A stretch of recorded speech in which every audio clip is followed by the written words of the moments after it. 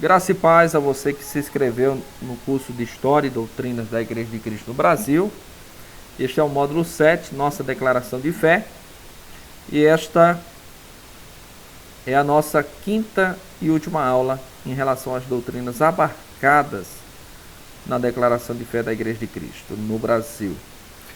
Vamos aqui ainda em eclesiologia, Porque só lembrando aqui, que falamos da eclesiologia, vendo só por alto um dos artigos que contempla essa doutrina, mas há também alguns outros artigos, que é o 10º, por exemplo. O 10º artigo está contemplando a doutrina da igreja no tocante ao governo teocrático congregacional, então contempla a doutrina da igreja.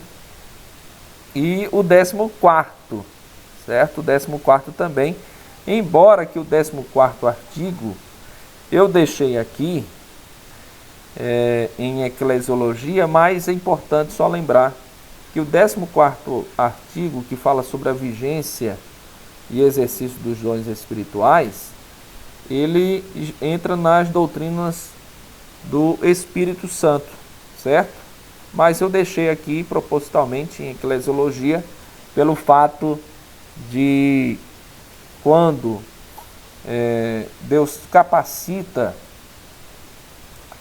a sua igreja com dons e ministérios, uma vez que os dons têm a finalidade de, por um lado, capacitar o seu povo para cumprir sua missão e para edificar o corpo de Cristo, então aqui a doutrina da igreja é contemplada, Então, mas se fôssemos obedecer a rigor, então o 14º artigo ficaria então em pneumatologia. Mas deixamos aqui por conta de o exercício dos dons ministeriais se dá exatamente no contexto eclesiástico. Então aqui são 3 artigos que contemplam a doutrina da igreja. Vamos aqui por fim em escatologia. Escatologia quer dizer doutrina das últimas coisas. E aqui nós temos também vários artigos que contemplam. Um deles é o 11º, no qual trata sobre a segunda vinda do Senhor, certo? Então, o 11º artigo trata exatamente sobre a doutrina das últimas coisas.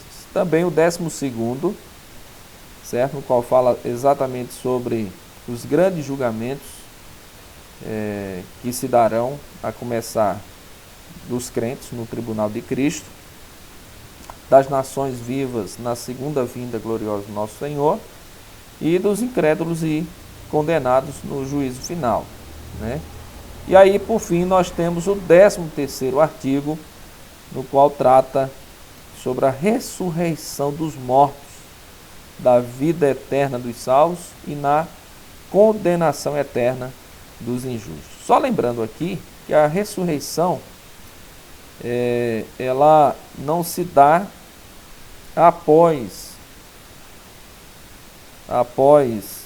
o juízo final, mas se dá exatamente entre a vinda de Cristo, a segunda vinda de Cristo e o juízo final. Então ocorre a ressurreição.